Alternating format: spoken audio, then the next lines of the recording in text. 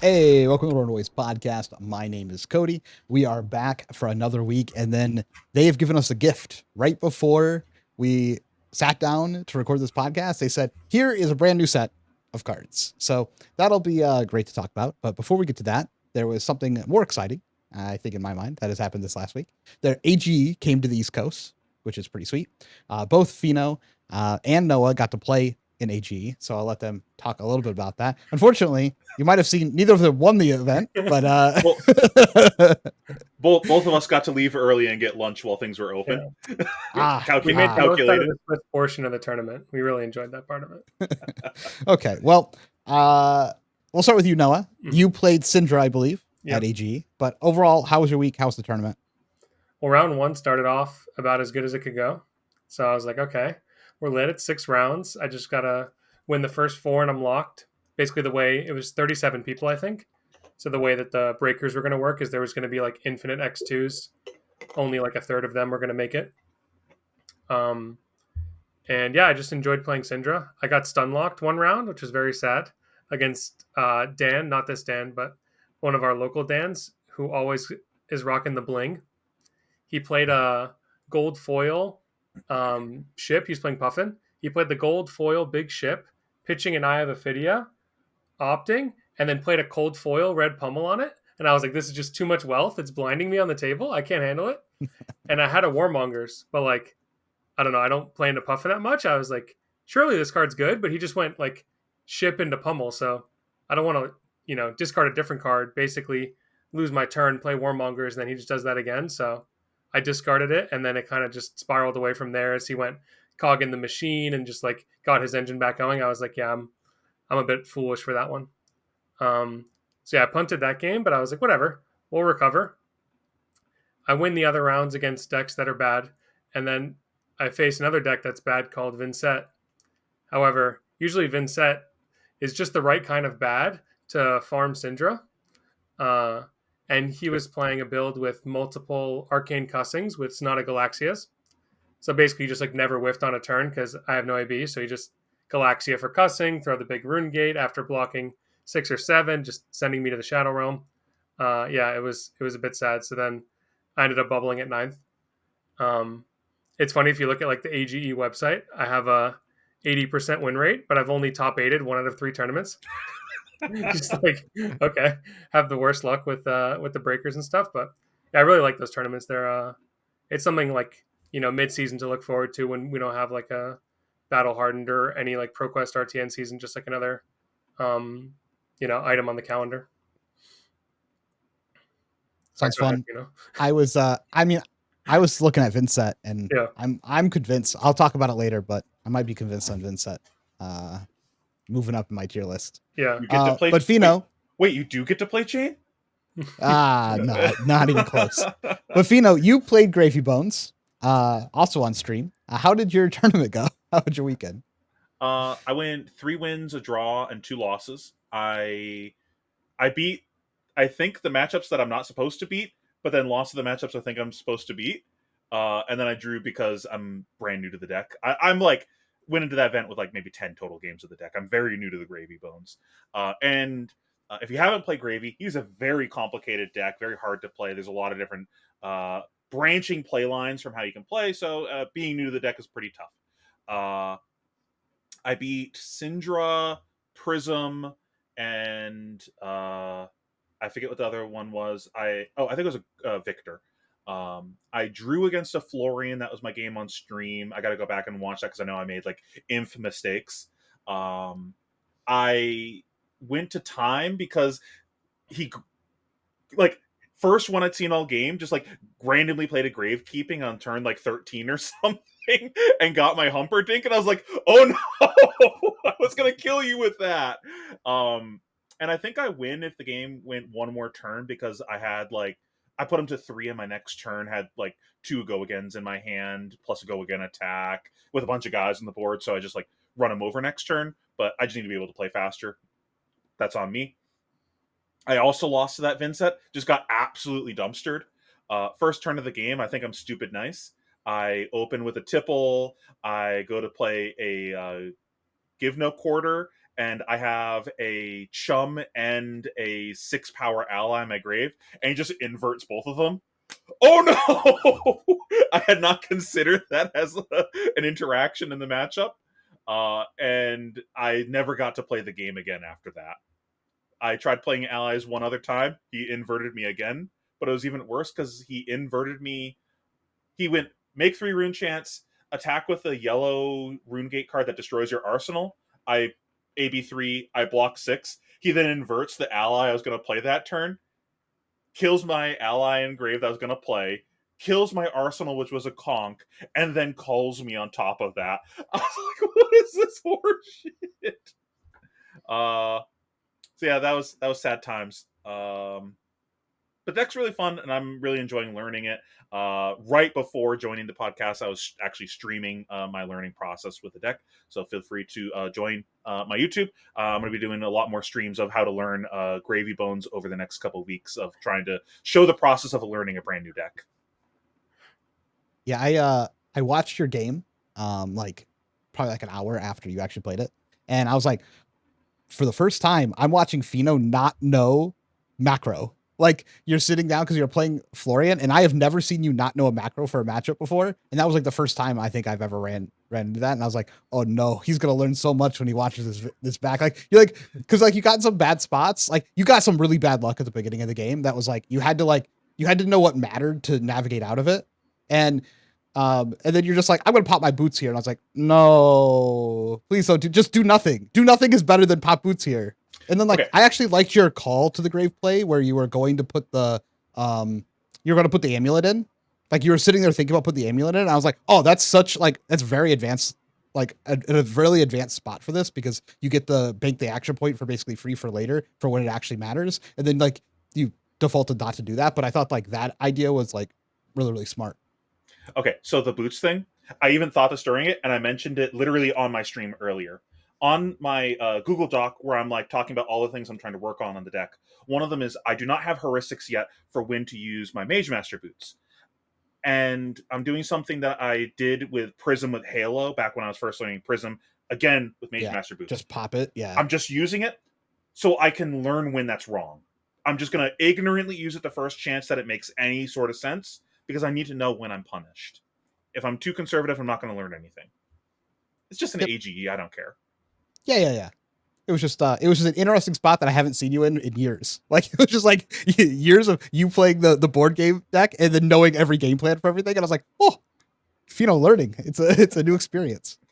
Dan, you, what have you done this last week? Our weeks were not nearly as exciting as theirs, but how's your week in the game been? I like kind of almost went to the AG Open.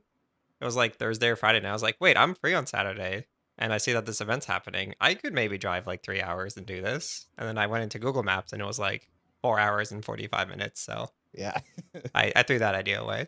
But I was gonna drive. I think if it was like 3.5 or less, I think I was gonna come up, but I didn't. So as did my usual, except this week I played 2 armories instead of 1. The first one was like Super Plus. Shout out to my buddy Dave. It's like a Friday night event. And I tend to be free like a fair amount of Fridays, but I'm not usually like down for the drive after work. I was like, what the heck? I feel like playing Mario. I'm really vibing with this deck. And I show up with my fully 100% unblinged Mario deck, and I left with like every Marvel because he had them all, and we like did a big trade, and it was kind of sick. So I did that, and then I played my usual Monday Armory at Highlander Games. Yeah, I don't know. Having fun. Enjoying Mario a lot. I wish I was still drafting the set, but I also don't have a reason to draft the set, so the CC practice is a bit better. That's fair. I once again has skipped my local because I was moving everything in. But I am officially done moving things into my new apartment. All my things exist within the apartment now. They just have to be like put places other than in boxes. But there is no more like leaving and bringing more things here, which is pretty nice. So I will be going to locals this week. I also had that feeling on Saturday. I was sitting there and I was like watching it. And I was like, I could have gone to this. And then I looked it up and I was like, it's 7 hours away. I could not have gone to this. Because like I've gone up for like events that you guys go to, but I'm like, this is on the opposite side. It's like way too far. Yeah, it's just where like, I live. Yeah, I was like, nah, never mind. I guess I could not have gone to this. The But prize I was very higher, I would jealous. have probably made it work, but I do think it's cool that you just like get the like stream time and makes it feel like more legitimate. Yeah, I love the interviews that they do after the round. It's so nice. You're really motivated to win. I want to tell all the people about all the genius plays I did of 3 and then 3 and then 4 and then 4.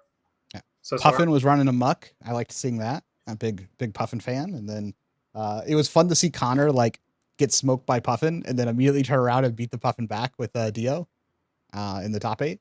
Like I was like, that's pretty sick. And then the Vynset was just like running the table as well for most of that day. Yep. Hey, do you want to talk overall- about Vynset?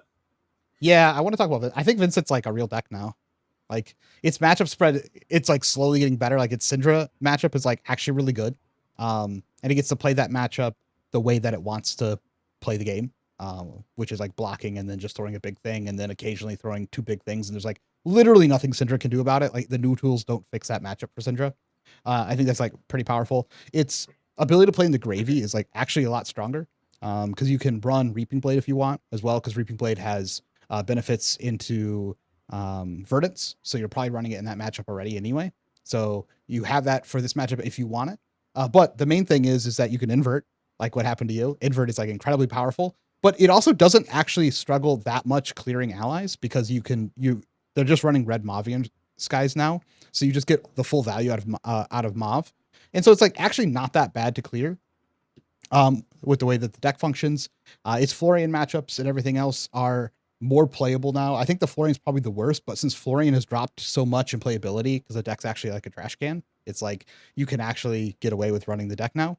Yeah, I think maybe you're good into Florian now because all the better Florian players enjoy Have winning. moved off of it. Yeah. So they stopped playing Florian, and maybe people picking up the Florian cards in the low, riding the Exodus. They don't know the game plans yet. You can farm them. Yeah, there's also like it's just the way that people have been playing the deck recently. There's a couple of ways. It's less about trying to be consistent every round and just pop out like it can be more about just popping out like several powerful rounds.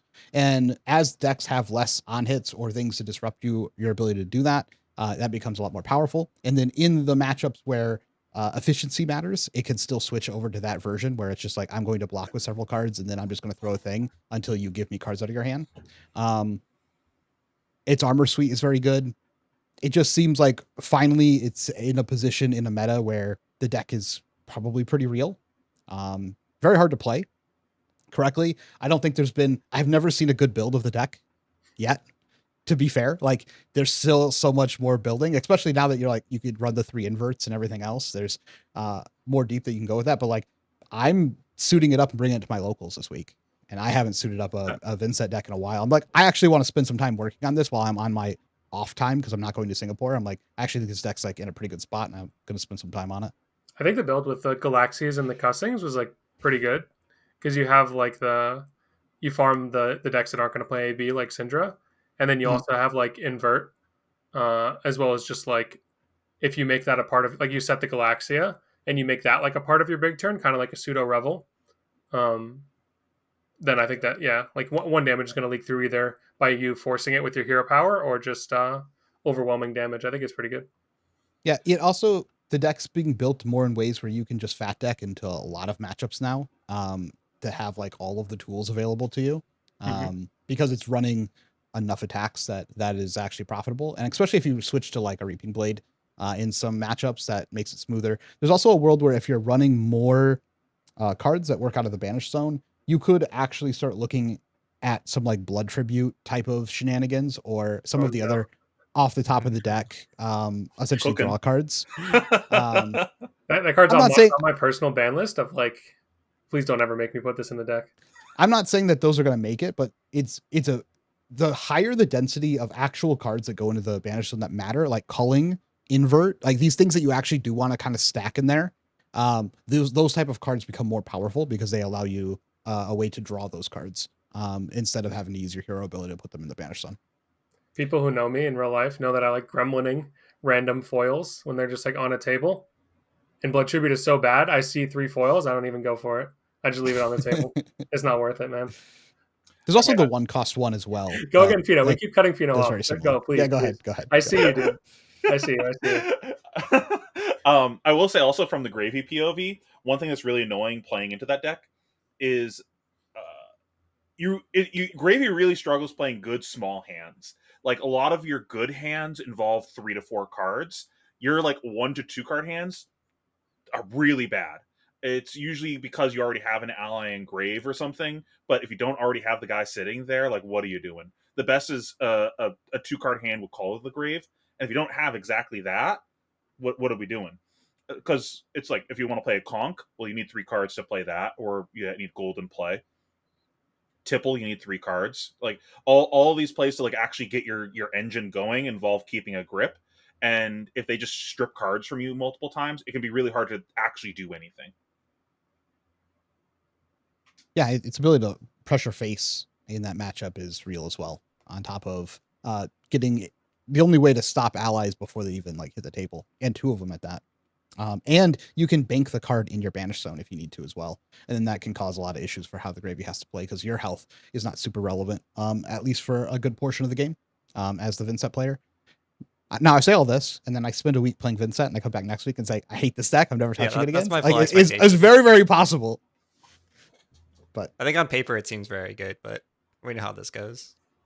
We've tried this multiple times. There's been several times that someone on the team has been like, I think I'm playing Vynset at this major, and then it just never works out that way. I think if you can make Vynset good into like at least flipping coins into assassins and verdants, then it looks like you have a really good, targeted meta up at the top of like what we just based on results think the meta will be, right, with Syndra, assassins, Gravy, and verdants. I'm told it's pretty favored into assassin. I don't personally buy that because I'm biased towards assassin at the moment, but the Vynset players tell me it's favored, and so does FAB for what it's worth. So yeah, I mean, non-new is actually not that bad depending on your build. If you have enough D-reacts, then it's usually fine. If you, in my experience, but new was a problem, but new's gone. So is this the new story arc of the podcast? We had Lucas yapping on and on about verdants, and no one would listen to him. He does well. And Dan has just been going on nonstop about Mario. And everyone's like, yeah, it's all right. I don't know. Now, so this means Dan is going to win the next thing with Mario. I mean, Mario is for sure the best deck that no one's talking about. Like, it's not even close. But his meta position is, like, terrible. But I just don't care. I mean, we did have a teammate get 9th on Mario at Nationals. And I was just falling asleep all weekend. Like, all of my losses were because I was literally asleep. Yeah, Raj got 9th, and then you did well in your CC games. Yeah, I went next. You're like top tables for most of the time. Yeah. Okay. I think we've yapped enough about that. Let's actually talk about this gift that we've been given right before the podcast, which is a new set just dropped called SummerSlam. No, SuperSlam. It's a playoff SummerSlam from WWE. I think that's pretty obvious, but a couple cool things. This is basically like Heavy Hitters 2. Electric Boogaloo is what I've been looking at it as personally.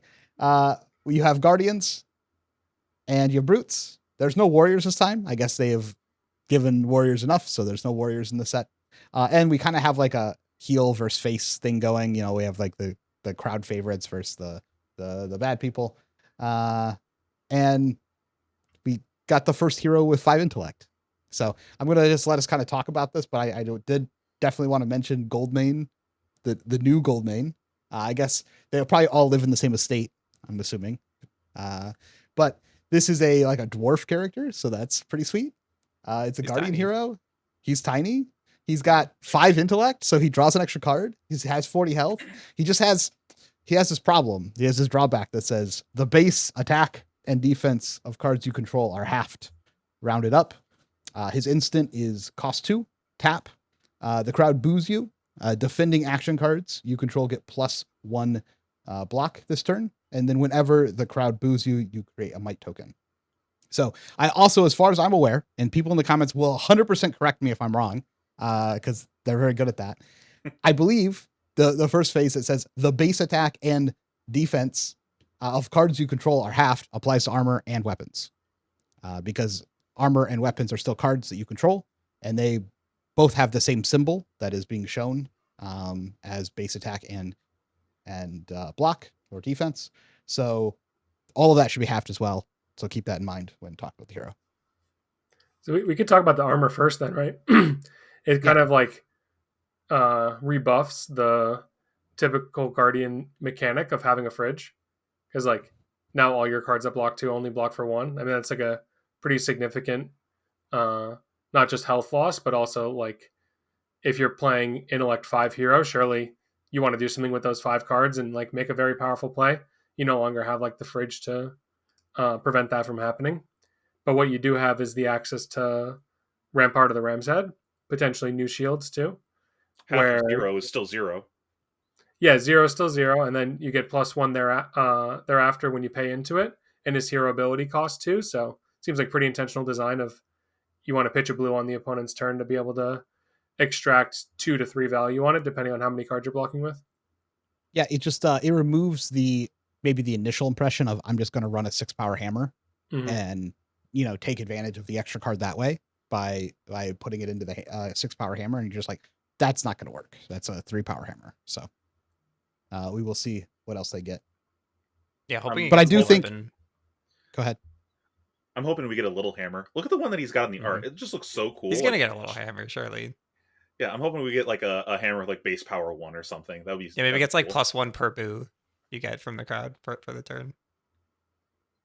Sure. Maybe something like that. I don't know. It looks like the boos are going to be on the opponent's turn. Yeah, because they create might tokens. Oh, I see. Okay, that's how it gets its attack sense. back. Yeah. I think like it could be for every. It could also be for like every aura that's destroyed at the beginning of your action phase. It gets bonus power, because one of the things that is not affected by this, which we were probably going to touch on next, was things that buff power. So auras or anything like that, non-attack actions. I mean, we got Nimbleism guy as a hero. Maybe we play Nimbleism in the deck. It's dwarf, bro. Yeah.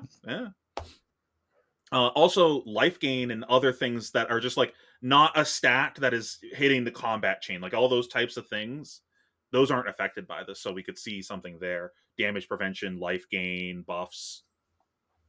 Something. But I think non-attack, like an aura being destroyed, I think that would work well with a theoretical hammer space with this. Sorry. Mm-hmm. No, go ahead. Something other cool too is you can abuse some generic cards we have now, like Fiddler's Green and That All You Got. If your opponent attacks for 2 and you block with That All You Got as a reaction, you're blocking 2 on 2, and like you're still drawing the card. So the card is like, if you actually think about the play pattern, it's basically the same as you would play it now, but you just have the benefit of a 5-card hand. And then Fiddler's Green, of course, since it's rounded up, that card is still extracting you 4 value on defense. Yep. And I agree. That's probably very funny cards in this deck. Mm-hmm. Yeah, that's probably how you're getting around cards that don't block are like better. Like Sigil is a whole 3 value, is like super value when you get to draw an extra card. So anything that can make the card worth 3 or 4 is probably like the baseline of how you're going to start building this deck, and then go from there. We will see like its specialization came out and has the ability to like turn off people's ability, like hero abilities, unless they discard a card. So we might see more things like that for him. I would also not be surprised if he has some gold type of payoffs as well. And then it looks like might is probably how you'll get a lot of your attack back. As far as we know right now, there is no like limit on the crowd boos you, so there could be like defense or block cards or whatever that also like trigger that keyword that allow like might tokens to be created. Yeah, so, it looks to me like this whole cheer and boo thing is kind of like what beat chest was like that meme where it's like the in the pool there's like the skeleton at the bottom and then like the kid being held up. Beat chest is like that skeleton at the bottom of the pool where like no one cares. Now we have cheering and booing, and those are just like the way better versions of that. Yeah, because they're repeatable. Yeah, they affect the whole turn. Yeah. They're repeatable. They're just like stapled onto cards. It's not like you're paying an extra cost. It's just like you just do this thing for free. Yeah, and I think the whole concept of all of the instants being tied to the hero as like a pseudo specialization, while also having, I was kind of nervous when they first revealed if it was going to be like another chaos situation or like royal situation where we weren't actually going to get cards, but the fact that we got cards for the reviled and revered I'm assuming their talents, is pretty sick. Big fan of like this expanding of the card pool. All I'm Yep. gonna say is imagine this hero with CYB. Yeah, it would have been great. Yeah. And you can just swap Suabi with like pummels, right? It's like double pummel every turn. Yeah, but your initial attack's like bad, so Maybe. that doesn't apply. Maybe we'll get a 2-cost 1-power attack. That Yeah, what if we get like plus if you react. the one from Outsiders? It gets like +4. You know what I'm talking about? The 2 cost. When you swap it in with Azuri, it becomes 7. Sneak attack, I think is what it's called. Sneak attack. Yeah. Yeah, we could get a Guardian sneak attack or something. Yeah, Yeah, he we'll just seems so like we have no idea how good he's going to be until he gets some port. He needs like some synergy cards. Yeah, I'm a little worried that they're gonna hold back a little bit on the first 5 intellect hero, since that's kind of like a breaking of the mold, like new hero.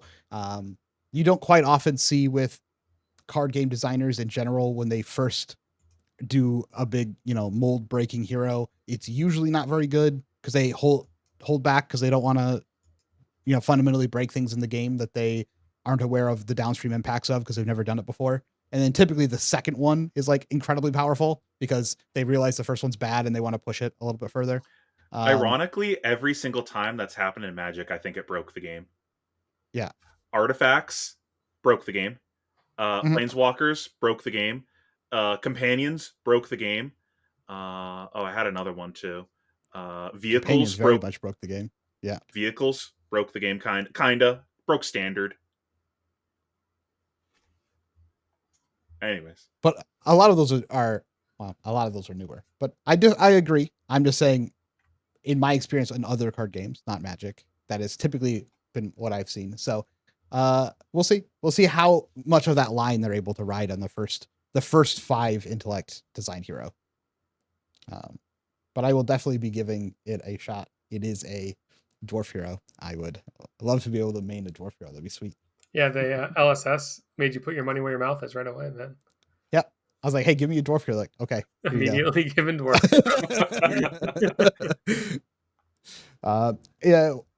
What other of the heroes you want to talk about here? We don't have to talk about all of them. If you No, we're talking about all talk of them. about all. They're all Okay. sick. Yeah. So someone pick the next one. Okay, let's talk about Kayo. Okay. Let's do the villains first, then we can do the heroes. Okay. Oh, I shouldn't have said hero, huh? I guess that's kind of already a thing in this game. Well, this is also their character they're playing. You don't know if they're actually evil. Yeah. Is that true? Oh, okay. Heel That's versus the whole face. Yeah, it's for the crowd. I'm being this asshole or hero character, like, and I'm getting the crowd engaged and everything. It's a character I'm playing. Behind the scenes, we might all grab drinks behind the scenes. You don't know. So you're saying if someone is playing as the new KO underhanded cheat, that if they cheat, they can just say, "Oh, well, I'm just playing the character." Just play the character. I don't know. I don't know if I like that slippery slope, man. They're really getting into character. Just roll a 6 every time. I don't know what you're talking about. Typical brute player. Yeah. Anyways, yeah. So KO has not regrown his arm, which is very sad. I guess I'll just read the other part of the text. He has 1 weapon zone. Interestingly, it says you start the game with 1 weapon zone. That's a different templating than the old one, right? Implying that like maybe you get more later. You could get it back. Oh, or like a mech arm, finally. Yeah, like there's no way they would template it like that if there's no pirate hook. It could be. Then his second ability is instant 4 resources and tap. Just one thing about tap, it looks like we're just not getting once per turn ever again, right? Like it's all going to be tap now. Maybe. Based on the Depends. pirate armory deck being tap, like it looks like every hero is just getting tap. I think it's like they're That not going to say that they are errataing stuff, but it's just like everything's going to be tap now. That is a design knob that they get to turn as they choose. I agree. We could just go back and like maybe they start printing cards that let us do more than once per turn because of an effect that we have. Like, yeah, I think it's better templating than they already had cards that existed that said like, for example, like the whole Fang thing where it's like, oh, you can swing this dagger an additional time. Fire and Brims, none of that. Yeah, Fire and Brimstone lets you attack more. Yeah, the legendary. They could have just made that like you untap your daggers and the daggers could have been tap. Like they've used like ghetto versions of this templating in the past, so I think it makes sense. That wouldn't work at all, though. No, if Fire and Brimstone said like untap both, it would work functionally different, but it would be like a similar effect.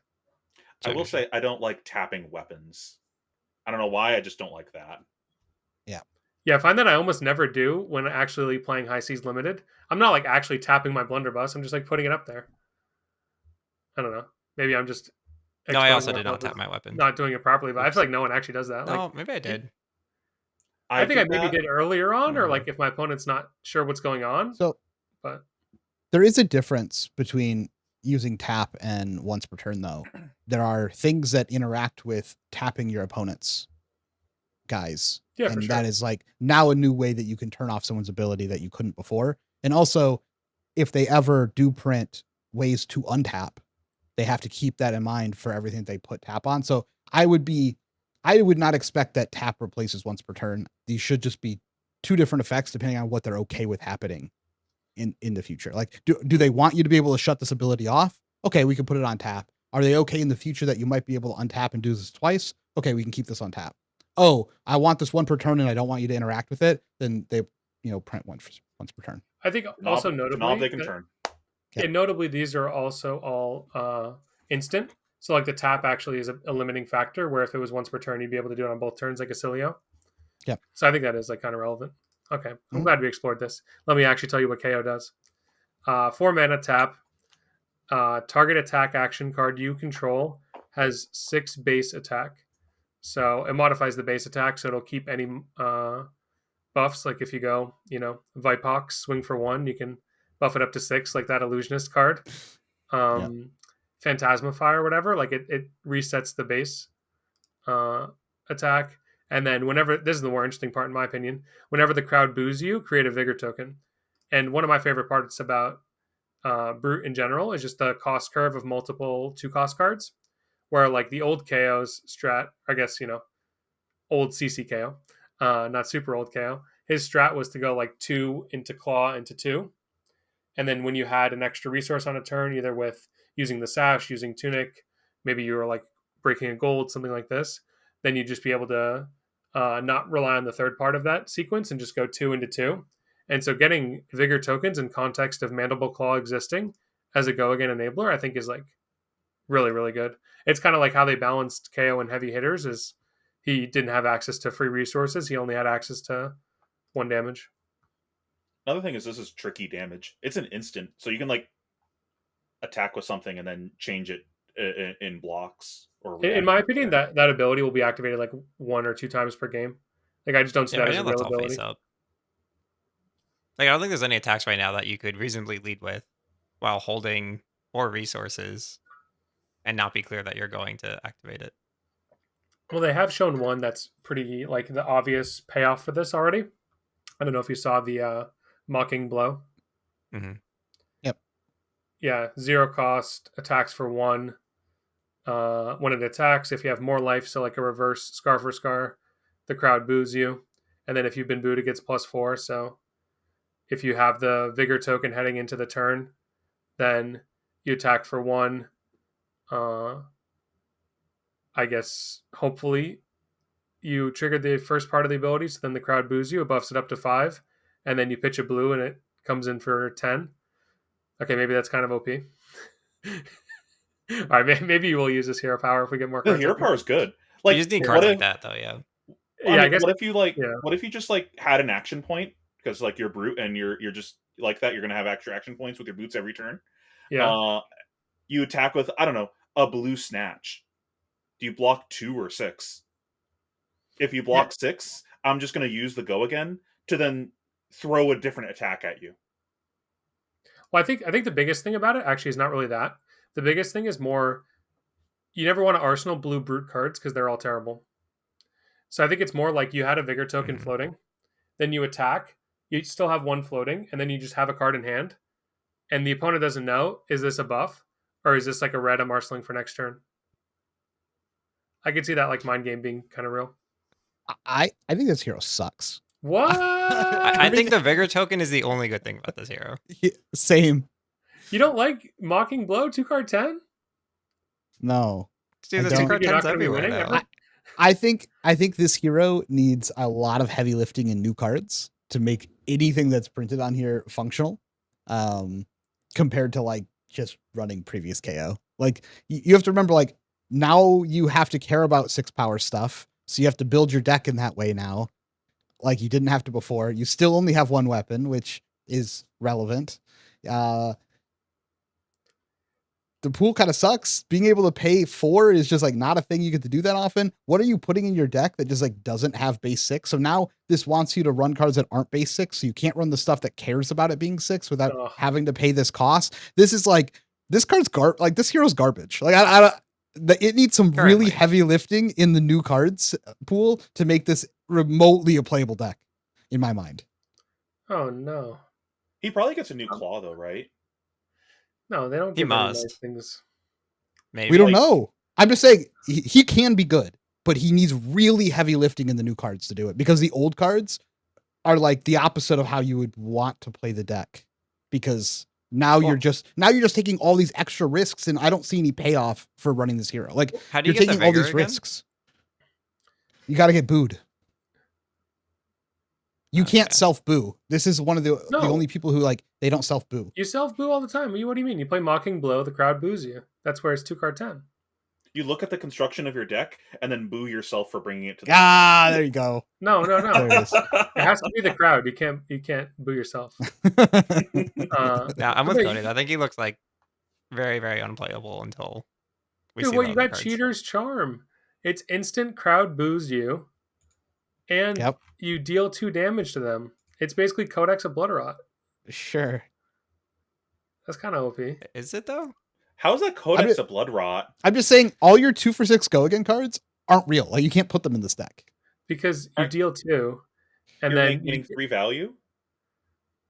You're not getting a card back, you're getting you steal their token too, but yeah. Okay. What token? What token all right, in CC? Man. AO sucks. Whatever. I tried. Vigor's a big deal though. Yeah, Vigor's a whole card. That's all I would say about that. Surely. I think maybe if it just said steal a token, but it does not. It says steal a token that dude, if it said steal a token, it'd be busted. All right. Yeah, he's just Betsy, man. Even worse, it says steal a token that only half of these new heroes I know. All I'm saying, it could be good. It just needs a lot of heavy lifting. Bad. But it's probably bad. Like, what cards do you put in this deck right now? None of them. Blue Snatch. I don't think you play Blue Snatch, man. Bro, it's gonna come in for 6, or they block 6, and then I just don't play the hero power. The set's shaping up to have a bunch of like 1 power. Maybe you just play 9 pummels, and then you just have 2 cost and pummel every single turn. Maybe that's the strat. It's just pummel. I don't pummel know about the set. Pummel. Yeah, because like surely you're with this design, especially given the other guy the same card pool, we're gonna get a bunch of stuff that says you should play small shit, so that way you're not you're playing into this pool. If you're playing small shit, you're probably not playing pummel, right? Like you're probably not playing brute if you're playing small shit. That's the real problem. Like you're not using the existing card pool. Yep. Okay. So can we talk about Tough Nut now? Yeah, we could talk about the one that's way more face up and obvious on how he's intended to be played. Yeah. He's so good. Yep. Ook, rock. Okay. So the next is Tough Nut, a bumbling Hulkster. I like this guy. Me too. His ability is instant tap, pitch. This is a keyword, pitch the top card of your deck.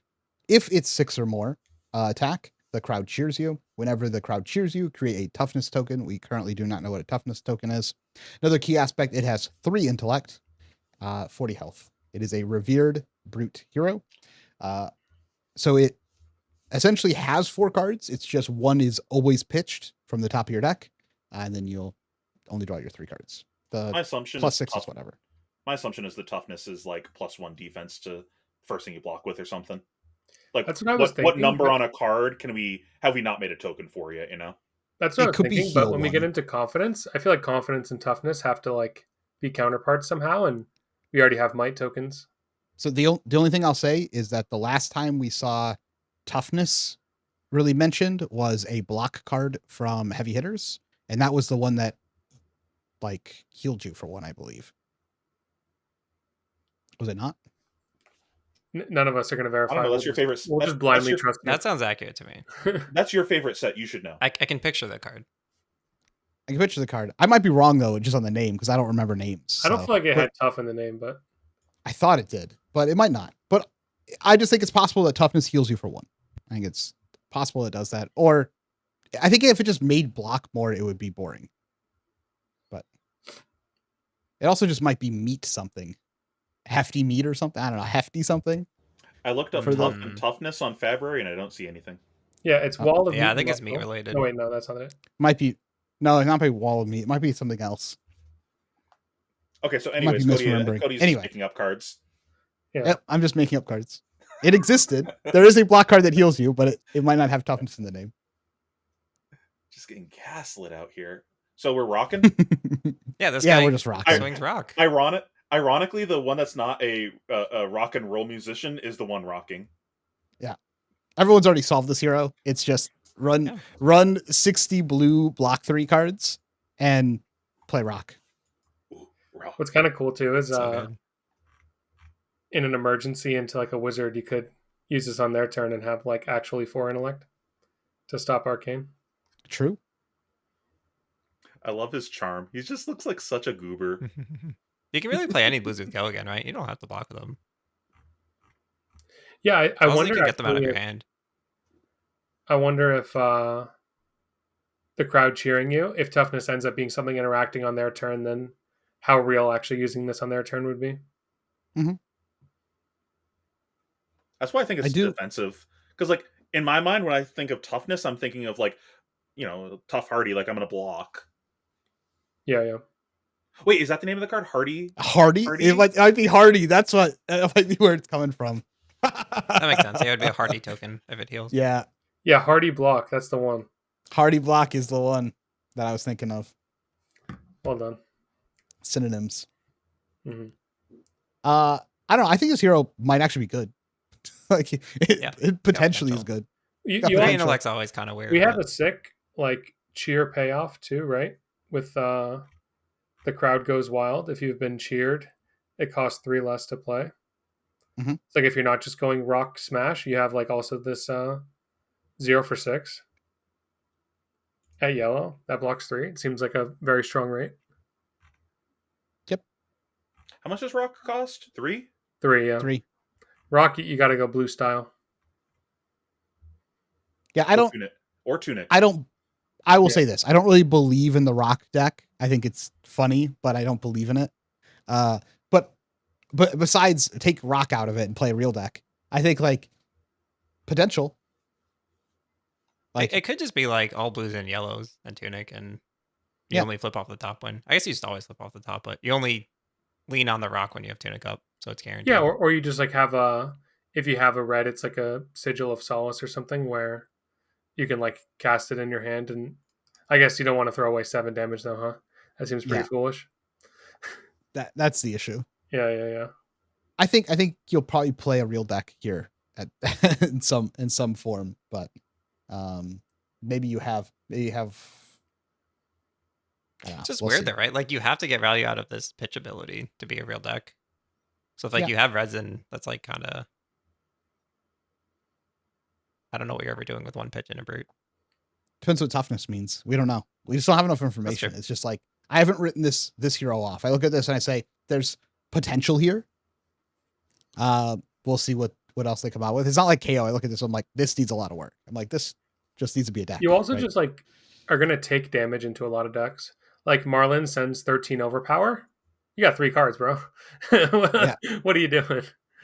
So I think like any deck that can present like a number greater than 9 with breakpoints, or not with breakpoints, sorry, a number greater than 9 with on hits that impact your next turn seems pretty tough to face. You can play a move that's- pretty well though, right? That was part of the problem with Vynset, where Vynset, like, sometimes functionally is a 3 intellect hero. And if you just push their hand and make them not play the game for a couple rounds, it just Yeah. falls apart. Agreed. That's why you only play blues though. Your hands always rock. They always rock. Speaking Yeah. of Okay. rocking, Yeah. So, go ahead. So okay, we have the new hero. I have no idea how to pronounce this. Does anyone have Pletes. any idea? Pletes? Perfect. Pletes Superstar. Instant tap. Remove a suspense counter from an aura you control. You may put a suspense counter on an aura of suspense you control. Okay. Whenever the crowd cheers you, create a confidence token. Has 4 intellect, 40.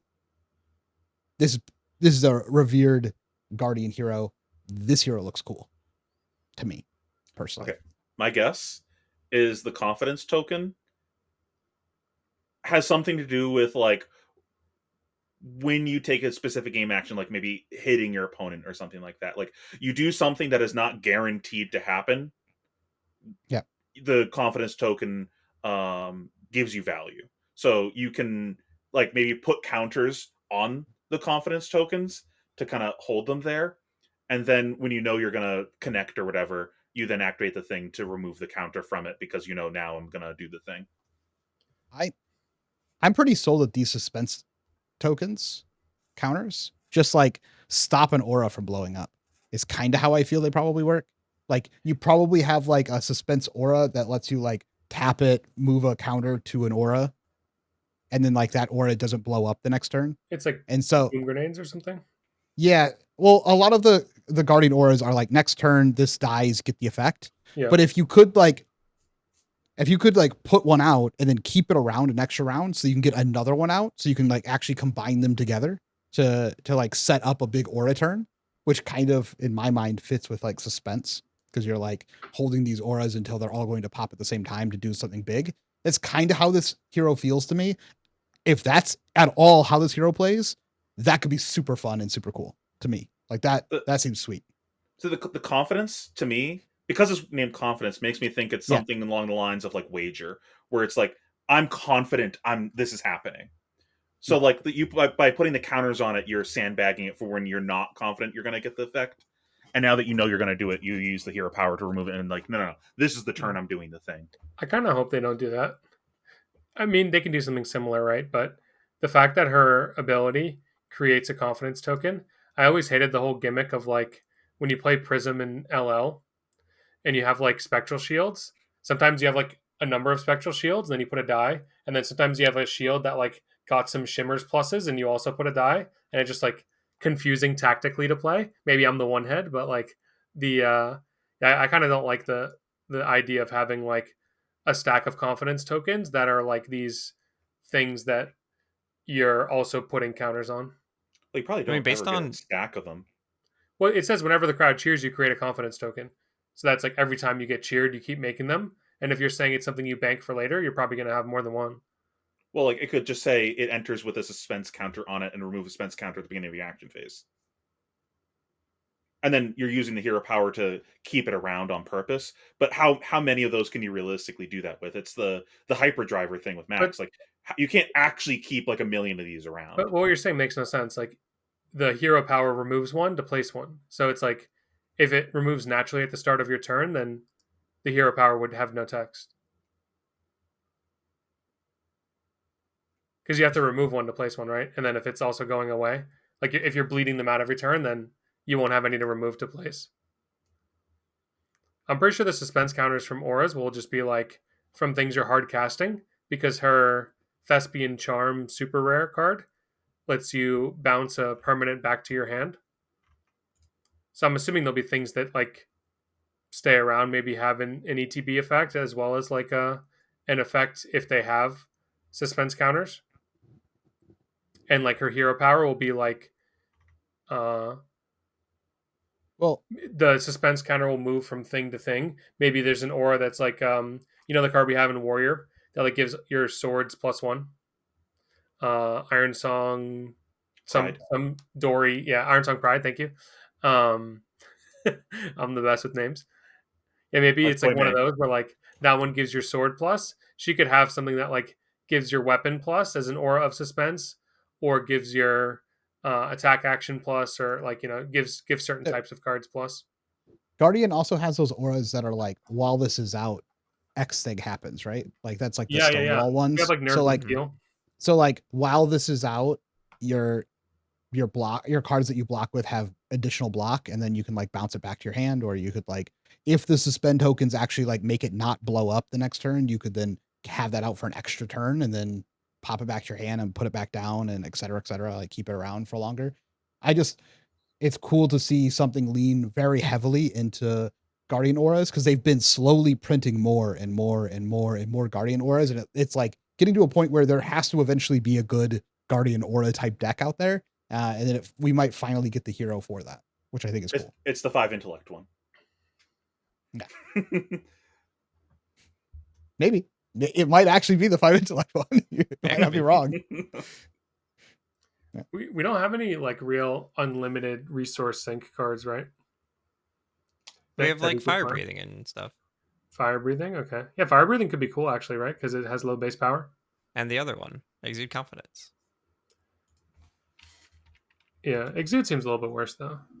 Mm-hmm. I mean, they both seem really bad, but just answer the question. Fire breathing at least seems like it could do something funny. Although who knows? Maybe exude is also funny. All right. Yeah, I don't know, but this hero has like 6 words that I don't know what they mean, so I don't really have. Yeah, they said suspense 3 times in 3 lines. They're really yeah. I'm just gonna. There's also an aura of suspense, and there's a confidence token. So yeah, I'm just gonna take my fire breathing off TCG player real quick. That seems reasonable. There's also an armory deck for her coming out as well, which is showing that maybe they're trying to make this the one out of the set or something that's getting pushed. Yeah, she's the gravy bones. She's the gravy bones. Has cards in there that you couldn't draft; they'd be too strong, right? Like Sawbones or whatever. So wait, this is the second Guardian armor deck we've gotten, right? What's up with this? Yes. LSS, come on. Where's my draw my armory deck? No, have we had like 4 mech ones? Yeah, we got 2 mech ones. Or wait, have we gotten actually 4? I think we've only gotten 2. I think it too. Yeah. Max Stash. Just 2.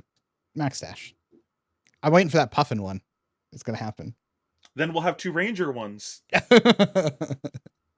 Okay. Anything else on the new cards before we move on from those? Well, do we want to talk like about? Yeah, I just want to comment on like the theming of it, I guess. Like the set as a whole. I think it's pretty fun. Like I'm down for the kind of memeing wrestling vibe, but I like the stark contrast. Like last year for Worlds, first time in Japan, we have this like beautiful Part the Misspell set. First time we have Mystic Heroes, like insane art, and then we go to Philadelphia, America, and we're just doing ridiculous wrestling. we're doing wrestling. Like, come on. This like makes sense. I feel like I've heard maybe James White or someone talk about also in podcasts or something how they liked the whole wrestling thing. I feel like I remember listening to a podcast. Gottlieb. Is Gottlieb's no, don't put words in anyone's mouth. I thought it was James too. I think it's Gottlieb. Yeah, I know, of course, it has to be the American one. Where I know for sure it was Flake. I know for sure Flake was big into this, and I vaguely remember listening to a podcast. We got to bleep that out. He's been excommunicated. I think it's Brian Gottlieb that was a wrestling fan. But either way, it's very obvious someone is a wrestling fan. Like, even if you just read the announcement and they're just like, they do like the out of nowhere meme, which is like the RKO out of nowhere meme. I thought that was great. Yeah, I might watch some like WWE from like 2010 to like. And there's no weapons in the set. I think that's sick. I'm like, just to point that out, it's just fisticuffs. That's all you got. They had such success with Gravy Bones, no weapon. Like, oh, no weapon. What if you made it the whole set? Gravy Bones, no weapon. Do we want to talk about the actual cards? If you have one that's interesting, I don't want to read through all of them. Okay. Well, I just think in general, I like having more instants, but I'm pretty scared about the power level potentially of some of these. Like all the charms. I mean, they say choose any number, so it's basically just like, okay, obviously you just choose all 3. When at least when the first token part is applicable. But it seems to me like this is the classic LSS design philosophy recently of, oh, it's an instant card, it doesn't block, it has a downside, when then they just like print super busted effects on them. Like the Liar's Charm especially. Mm-hmm. Imagine playing that. It says target hero loses and can't gain abilities this action phase unless they discard a card, in addition to other effects. So if you play this into like Slip Through the Cracks, it's basically just a blizzard on their turn. in addition to more effects. That's kind of cool. But Though. they Pocket sand planned their finally. turn. Yeah. But they planned their turn around that. Like That's what I'm saying. It's like a blizzard, right? It's like, oh, I was like planning on having this go again. Now I have this extra tax I was not expecting. And this is your 5th card. This is not your 4th card of your hand. You're playing this Yeah, blizzard exactly. as your 5th card. I think it's like actual pocket sand. Like you're just in the wrestling ring and you pulled some Yeah. some sand out of your pocket, you threw at your opponent. I agree with the flavor as being cool. It just seems very scary. I don't know. Yeah, no, that card seems insane. Yeah. Yep. Ironically, last time I remember Dan talking about pocket sand was talking like about this Ice effect. Heroes. It was Ice No, it was Heroes. Dromine. I was saying Dromine needs this effect. Yeah, we were talking about like I remember it was the video we did before of did Ice Heroes ruin Fab? Okay, yeah. I have. Oh yeah, like the the replacement. thumbnails- Yeah. The thumbnail's you as Dale Gribble. That's right. Yeah, we got it finally. Okay, then I wanted to just talk about the other they're promos and they come in rainbow, so I'm assuming they're just going to be commons or rares. But they both have triggers. One is on attack, you pay up to 3 and create that many mites. Yep. Bask in your own greatness. I think this like concept is super cool. I'm sure anybody who's played Fab for long enough has had those times where they just like are salty about the facts of life that like, oh, I'm wasting a resource or I'm wasting 2 resources on this turn. So I think it's pretty sick that we have a card now that just like, no matter if you would be wasting from 1 to 3 resources, you just like get to load that up into your next turn, as well as it just being a 0 for 4, normal good rate at base. And That's then you actually a also decent get cost like curve with the hero power too, because it's play any of these, probably the blue, pay 2 to make 2 might tokens, and then you pay your hero power for pay 4 to turn it into a 6. Yeah, it's like the same logic as if you're talking about the blue one, it's the same logic as just being able to make 6 mites, right? Like you're converting every resource you have into potential damage, but with how Fab works and the fact that generic disruption effects exist, you can stockpile mites and set a disruptive card and plan on throwing the weakest link for 9 if it becomes relevant again type thing. And then that also works well with the like sandbagging resources like that would probably work well with the care about life totals thing in this set, where there's some stuff that cares about if you're ahead or you're behind. Sandbagging resources into the next round would help you manipulate your life if you want to dip lower. Yep. I more look at these as like outlets for when you just get stuck with an extra card in your hand. Is like kind of what I agree with you. I like their value in that aspect, because there's several times you're sitting there and you're like, should I block this attack? And you're like, nah, I'm gonna like wait. And then they're like, they just arsenal and pass, and you're like, got me. But with like these, you at least have a bailout, right? Like you have like something to do. Or if they just blocked out their whole hand and you just like drew up, you at least have like outlets to try and get all your value out of your cards. Because I think that's how like you lose games without people realizing it, is like times where your opponent completely blocked out, you drew up, and this couldn't resolve all your stuff. Like you just we've had similar effects too in the past, but usually it takes like a whole card, right? There's like the Mistral cycle. I think there's one heavy hitters that like attacks for 4, but you can make it bigger. You don't. But this is nice. That's modular. Like that part's really exactly. Sick. You don't usually get the modality of 1, 2, 3, or 0. Yeah, no, I like the templating a lot. Yeah, and then officially you can intimidate when you're not a brute. That's pretty cool with bully tactics 3 times. Yeah, 3 times. Crazy. Not a fan of that. And then deal your 2 damage because it's half. Yeah. Congrats. Yeah, I think the fact that they made this reviled and not guardian is good, so that way it doesn't get to proc off of any of the guardian auras that exist, because that'd be pretty silly if you just slam down double guardian aura and it's like now 13 intimidate you 3 times. That'd be tough. Then it would be playable. It'd be good. Yeah, that would actually be good. Yeah, you're right. True. Okay. Let's talk a little bit about what happened this last week at Nationals. There's another big block of Nationals, and we actually had a couple of, I think, upsets or changes in what had happened. I mean, we looked at Gravy Bones was like falling off, and then all of a sudden he turned back up and won a bunch this last week. I do pull up here. Let's see. I have the actual like top 8 breakdown.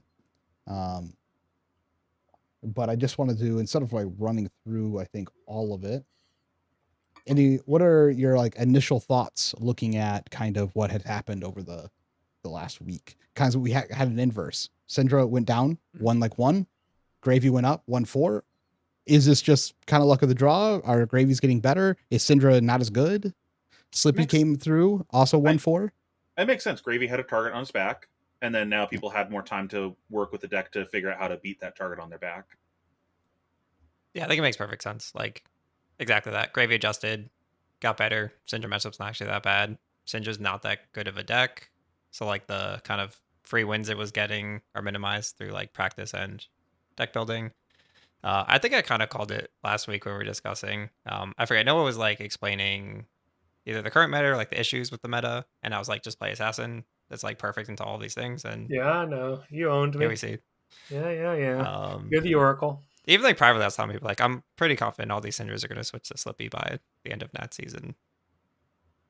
Why aren't they playing Mario? I thought Mario was the best deck in the game. Gravy matchup. People are afraid of Mario metas, man. great. They think like your matchup spreads matter. They want like the best percentage decision for their tournament. I don't know. And Slippy, like Dan said, Slippy is for the people who are switching off of Syndra. Mm-hmm. Yeah, it's easy switch. It's still 3-3-4-4. Just sometimes the opponent takes a bunch more for no reason. It's the same deck except you stop your opponent from playing the game. Like, why would you not want to do this? I do think Slippy's good. I mean, you're kind of downplaying a little bit, but I think the deck just inherently. Yeah, I'm being a little right fishy to show whatever, but yeah, Slippy like kind of had a really good performance the past 2 weeks. Yeah, I mean, it won 4, I believe, of this last. I thought it was 3. I thought him it and might be Gravy 3. both It's had at 3. 4 total. It's just 4. Yeah. They're at 4 total. Mario had a win yeah. too. I consider them like the same deck. Mm-hmm. Sure. Mario got 5 wins. I mean, Slippy is definitely better into Gravy, and I think that's a big reason why people have been bringing it. I'm actually not convinced on that. It's much better to like Verdance and Syndra, I think, but yeah, I just think you have too many hands where they play a big ally and you're like a little bit skunked on go again when you play Mario. Yeah, I don't. Their window to do that is like exactly 2 turns though, and if they miss it, I think they just like get buried. Sure. I did want to talk a little interesting. I think if we look at the stats that we have anyway, Syndra has been played across all the events 311 times. And it has top 8'd 25 times. I think that ratio is actually pretty bad. So like 8-9%. Yeah, as far as looking at all the other hero counts. Even if we take Gravy, which was like the second most played at 230, it has also topped 22 of the top 8s. Is kind of the numbers that we have. It's not that much better, right? It's like 1%. I mean, we're talking a difference of like 80 plays for three more top 8s. Like 80 more people brought Syndra for 3 more tops. So Syndra needs like the disclaimer though that it's like the budget deck in this meta, right? Like it's like your entry level deck to like competitive play. If you're picking up a deck for the lowest investment and you want to win, it probably should be Syndra right now. What are you talking about? Gravy Bones is an armory deck. Easy entry point. True.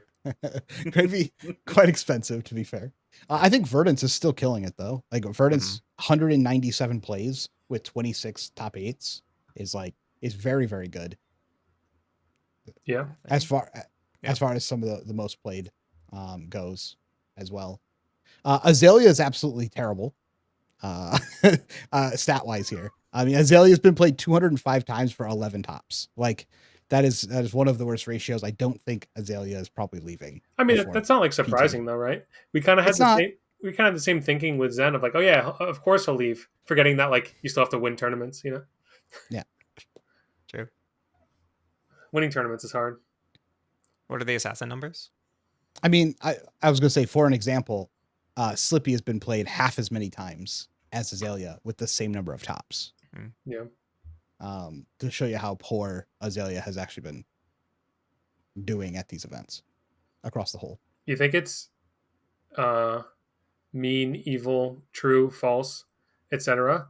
to sort people into buckets of what CC hero they play? That means that they're bad at draft.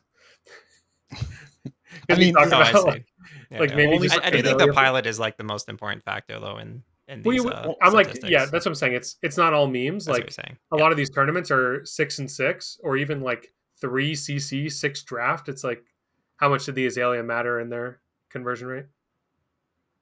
Yeah, there's also True. so I much think- room to like skill gap in this game in general, and when you're like condensing the field into like a smaller number of competitors, right? It's just the best players are going to do the best typically.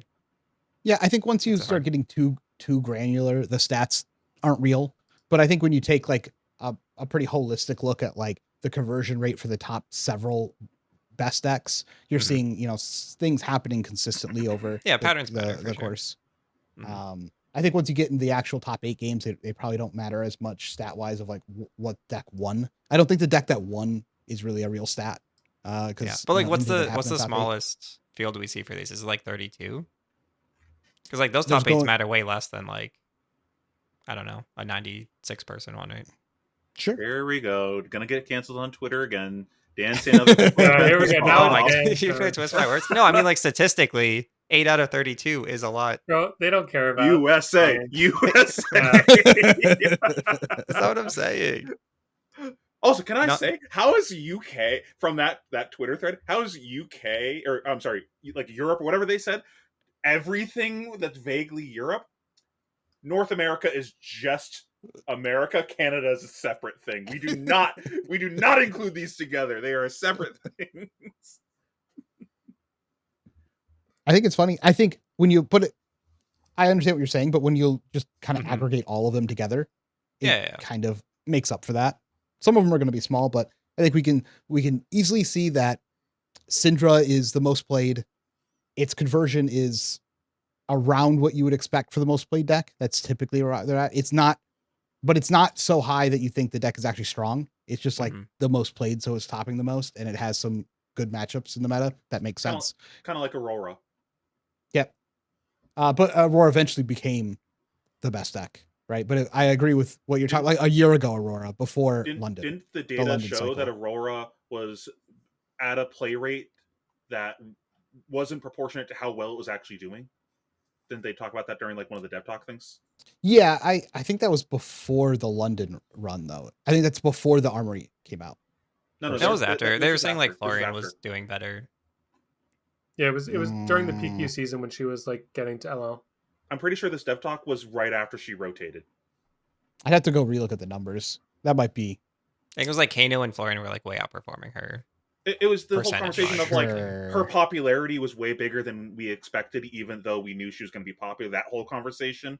But Yeah. then if we dig into the data, we're seeing she's not actually like winning enough to warrant being played at this rate. People are just playing her because it's Syndra. It's here's a deck that targets a meta, is pretty simple to pick up. It's cheap to play. Like this is a good entry point to the game. And if I was playing Florian 3 weeks ago and shit, this deck is unplayable, here's a good easy pivot. Sure. I mean, It makes sense. I agree with some of those things. I just think that technically doesn't apply to that, to Aurora at that time. Aurora's probably the best deck in the game at that time, undisputed, going into London. I believe it was the best deck. Yeah. Whether or not the data shows it was the best deck is a different question. True. Yes. I Grain of salt think kind of Syndra. thing. I think Syndra is definitely not the best deck, and I think the data shows that it is not the best deck. Agreed. Yeah. Time and We're time talking again, about data dude. right now. Syndra gets like a little peak and wins a couple of things, and everyone just forgets about like 20% win rate tournaments, and then Yeah. eventually they get It's- reminded at majors. Oh wait, this hero's bad. It's the on the thing getting the medals and the guy's like biting into the coin. He's like, yeah. That's true. That's true. True. And I think Verdance is probably better than people think it is. Yeah, she probably should have more looking wins at these than stats. one. I think Verdance is the best deck. 3? Right now. She has 3 wins. Oh, total. Sure. No, I agree. I think Verdance is probably the best deck. Probably the best deck in the game, just overall matchup spread wise, power wise. It's just very Skill hard to play expression. properly. Skill expression. Yeah, is a I big don't get deal. why people say Verdant's so hard to play. I think the only hard matchups to play are when you have to like go a little bit of Kano style or like Iceland or Frostex, where like you have to actually set up a way to win. It is inherently more difficult to play a reactive deck than a proactive deck. You are game planning out what you're doing. There's a lot of macro involved with Verdance. It's not just head jab, head jab, head jab, head jab for 4. Wait, isn't Simple. Verdance a proactive deck? I think I don't really know what you're talking about. Like, if you look at the Verdances that are doing well, they're like blocking. They play like 9 D-Reacts. They block with a D-React. They block with some random Jamoke Earth card, and then they play like a 2-card 7 or 2-card 8 or like a Felling or a Plow or throw a Burn Bear for 6. It's like the simplest game imaginable when you're not doing like full setup. Yeah, to me, she's like the same deck as Marionette, just on different like axes. Like you're just a proactive deck trying to get your opponent's health low. The leaps and bounds you will take to bring up Marionette is unreal. No, because I've been playing the matchup a lot, like into each other. You're the same game plan. It's like proactively put yourself in a position to get your opponent in like the certain health range, which is like I agree with the end 14 or game lower. spot. 100% agree. You basically are just like, okay, get them like 10 or lower, and then they just can't really. Yeah, win you the have to game be anymore. proactive to do that. I hear everything that you're saying. Now go play the Verdance against Prism matchup and tell me that it's simple. That's any like, hero against Prism. That's any not hero, any hero. Any hero against Prism has to completely change their game plan for how they play other matchups. Sure, then go play Verdance against Gravy Bones. That is also an incredibly complicated matchup. I agree. You literally brought up the only 2 examples where you don't play actual FAB because it's board state. But that's like, these are some of the most played decks in the game right now. Like, but I don't think these are hard matches. That's No, not kind of with Verdance. No, that's not that Verdance is hard. It's that playing into those 2 heroes is hard. And it's especially hard when you have to work with Verdance's toolkit to beat those heroes. I think Verdance quite often has 2 forms. It has the form that you're talking about where it can be rather simplistic to play. But I think in order to actually convert properly with Verdance, you're going to have enough of these matchups that are rather grindy, rather difficult, have nebulous ways that you end up winning the game via setup or what you arsenal or taking more damage here to set how important these cards are when I use my helmet type game plans. And I think in order to actually win a tournament, you need to be good on both sides. And Like, this is infinitely harder than a lot of the other decks that you're going to play. Go watch Majin's games and say the deck is simple. Like, the hoops he jumped through for those games on stream was ridiculous. I feel like the finals is like the simplest game of all time. You just like block and then attack and then attack and then Sure, the finals. But like the one that he played against the new, where he had to like recycle back in a blue to get 1 point of arcane through. That's just more credence to what I was saying earlier, where it's really hard to play the game against new. Like, you're just talking about all these heroes where it's really hard to play the game against them, no matter who you are. But it's even harder as this hero compared to other ones, where other ones just going to be like, I'm just going to play my game, and sometimes I get disrupted, and maybe I have to block on that turn, and then I go back to punching.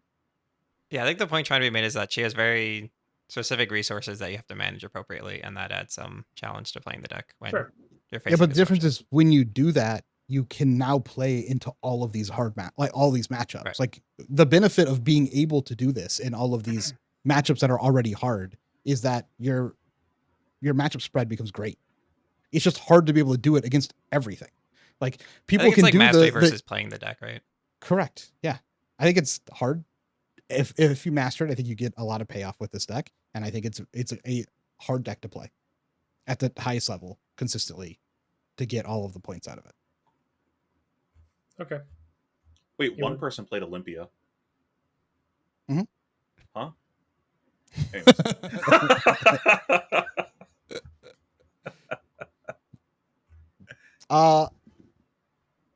Anything else before we go into podcast questions about stuff that's happened last week at Nationals? Anything else interesting that he wants to bring up? I mean, Victor has showed up at some of these places. He's top 10 times. Targeting the Syndras. Yeah. Oh, Syndra's now the most popular? But that also makes sense if people are now targeting Syndra, why Syndra started to fall off a bit. Mm-hmm.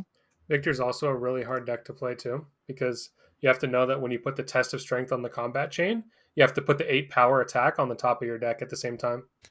It's a really hard skill to master. I mean, to really play Victor, though, you should be pitch stacking every game. So there's that at least. I don't think Victors go to second cycle even. But yeah. No, that's like very much a thing, no? Because like you tend to have a huge gold stack at the end. So if you ever get to your cycle, you need to like know the order of it. Yeah, because you shuffle your deck. They just don't play that way. Oh, no. Yeah, just like that's just not how any Victor game goes in the That's real what my world. locals do. I don't know, man. Oh, okay. You have a huge stack of gold because you shuffled your deck because you played a remembrance because you put back all your visits. Oh no, it's Jack. Every victor I see is just gold main estate aggro Yeah, smash. yeah. I think this should try Gold pivoting is the payoff. sometimes. Gold is the payoff. Yeah, I would like it more if they were like tactical and they went like test of strength and they were in second cycle and they told me their top card. That'd be so hot, dude. It's literally high seas before it was cool if you play it this way. You just have I like 6 agree. gold at the end, you go gold, gold, gold, gold, gold. Yeah, I wish my opponents played this way, and Dominate pummel. I would respect them significantly more. No shade. Okay. Okay, next we have podcast questions. These questions are asked by premium Metafy members. If you'd like to be able to ask questions on the podcast, get a discount on FAB products from our sponsor, Gilded Raven Games. Find people to practice with. And also, coming out this month, news thing, we have listened, we have heard. The biggest feedback we get from our premium members is that they want more deck lists. So what we're doing moving forward is that if you are a Gilded tier member, we will be providing every month 3 deck lists for the top decks in the game. So this month we are going to be providing deck lists for Syndra, Gravy Bones, and Verdance, which is what we think is the top 3 decks in the game, with sideboard notes, which people have requested for anyone in that tier. They will come out within the first couple of weeks of each month, and they will be posted for all those members on Metafy. Sweet. So going into podcast questions, the first one here is from Renzo. It says, now that we have had more Nats, what are the best decks for Pro Tour, and what version of Gravy is it? The version that can beat Verdance, because I think Verdance is the best deck, as you just said. No, And it's like a Syndra. tough decision to make, I think. Yeah. It's weird. I think the Gravy builds right now have made their assassin matchups like way worse. To like show up the other ones. Like they just have so many 2 blocks and no blocks. This is more like Slippy. Dude, just say it. Just say Mario. Oh, Mario We know is for you sure wanna the best say it. deck Just say for Worlds or Pro Tour. It's like not close. Not You're close, just a fool but- if you're not. Like there's gonna be so many Slippies. The Gravy matchup is like free now because they're playing all these 2 blocks and no blocks. One upvote, and I'll talk about Mario. Let's post. Say less, brother. Let's go. I don't know. I would be concerned if I was playing Gravy or like at least thinking about this. Woohoo! Like your weakness, like we talked about earlier, I think like you need to play big hands now because you're playing all these tipples and you're trying to play the CNC. And Assassin's is like trying to take 1 to 2 cards away a turn. And when they do that, you like can't play the game. Agree. So I don't know. I don't know what the best Gravy build looks like, but I think the current builds have softened their Assassin matchup. I think a way of combating that would just be like, I mean, you have to get a little bit lucky, but if you're able to stockpile a decent amount of gold, just like using the golds to recover to get the big hand and then try to take back tempo that way. Yeah, I think gold management is huge. Like the local games I've been playing, it's such a difference when I get them off gold versus Yeah. when they like have 2 and then they're threatening hook. I'm like, well, I'm not going to block this now, but Yeah, if they have a turn where they pop like 3 gold and go like 3 to 4 attacks wide, including a ship, it can get pretty dicey. yeah, no, I agree. That's a good recovery plan. Mm-hmm. So yeah, get rich and don't blow your money. But it's weird because the way to do that is like to play tipple. But the tipples make it hard to keep cards to play tipple. So I don't know. I don't know. You- Currently, I feel like Vynset is the best deck. And when I come back to next week, I'm gonna say this deck is trash. No one play this. So, Yeah. but like if you ask me right now, what do I think? I'm like Vynset might be great for PT. Who wins the matchup of Vynset versus Mario? Oh, Vynset. Supposedly. Old Vynset. Get shit on, Dan. I don't know. Cody also thought New beat Mario, and I don't agree at all. I think New beats Mario. I'll take that matchup. We both all day. never lost the matchup. man. We'll never know. And You can it's both so believe you're refreshing. right. It's so refreshing not being the Coper for once. I was the Dromai Coper and the Prism Coper for years. I haven't had a deck for years. I think I'm Mario's not like the Coper. ultimate cope because you also have to like it's very hard to play and you have to play it perfect to like realize these claims I'm making, and I don't play it perfect. See, Mario, like I this, actually like- agree on it being really hard to play. Because like you can really mess it up. Oh yeah, like in our premium Discord, I just did 2 game reviews, and like in one of them, a literal turn 0 decision, like going first, went from like win the game immediately to like now this game's really hard. Yeah. I've seen plays where you just like you're thinking, oh, I'm gonna turn on this bonds by like like not bonds, but you're gonna go like mantle. It's like I'll flick my second clave. Surely it won't be a problem. You flick the clave, they like shelter, so then you can't mantle, and then it just like spirals into oh no, I can't play the game, I lose. Yeah, and they feel like have to arsenal like a something like that like you can't convert and then Yeah. draw codex or whatever. Like it all So yeah, combines. I can see that one having the higher skill ceiling too, just because like the cards don't inherently all play themselves for like okay, I pitch the blue, I throw the attack, or like I fruits, I discard the fruits kind of thing. The cards are like a little bit more nebulous. Yeah. But I don't know. I'd probably just play Kano if you want to win. Oh, here we go. Back on that. And you're very brave. He Who Smites says, I have been trying to take testing more seriously, but Talishar feels extremely unserious. Do you have any recommendations for trying to use Talishar to level up your game? Focus on just the decisions that you're making during the game. It doesn't matter if your opponent is playing poorly. You just focus on what you're doing. No, great. Yeah, like use it to like get a feel for the cards in your deck. What issues are you encountering? How can you solve it? If you need like matchup data, yeah, you want to find like people you think are good. Even if you don't know them, you could just like attempt to reach out to someone who plays, you know, like as a public figure or any of your locals who you think play deck well. Or you can check like the FAB rate data. Like it's usually pretty spot on with like upcoming metas and the like. I'm pretty sure you can also just like not to do more plugging of our stuff, but you can like message in our general chat. Like we have a pretty large community of people who do drafts and stuff. Surely those people also play some amount of CC and would want to jam games with like if you approach it from a lens of I want to get actual testing done. So we're not just going to be playing to see who checks the win column, and it'll be like you'll invite them to chat, message them like, why did you do this? I feel like this would have been a better line of play that turn. Maybe you like rewind a turn to like make sure that you're both playing well. I think that's like a way to use the online resource we have the best, because I agree that all that Talishar really serves if you're just playing against randoms is to make your ego feel good of, oh, I'm squashing all these fools. Mario's the best deck, win rate. Yep. No, to your point though, we have like a free public CCQ, so we do find that like the game quality is usually quite high because you're both like committing to entering this queue and publicly choosing to play a CC game with someone and not wanting to like embarrass yourself. Mm-hmm.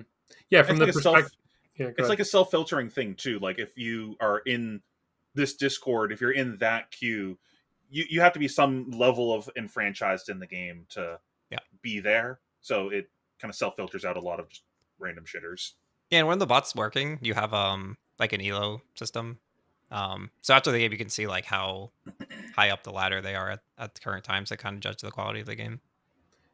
And boom, maybe you'll make more friends. Cody did read off your Discord handle, He Who Smites, if you're a professional, now you know who to call. Also, you're in our private part of the Discord as well. I'm sure I have seen people meet up and play in that section as well.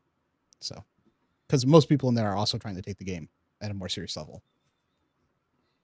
On that serious note. Yeah. Never asks, how many months would Lucas Oswald have to train to be able to beat Betsy at hand-to-hand combat? The answer is infinite. It's impossible. Yeah, it's impossible. None of us could. Betsy is like infinitely tall and giant. Like unhuman. So Lucas is definitely the heel. So what would his ability be when he gets booed?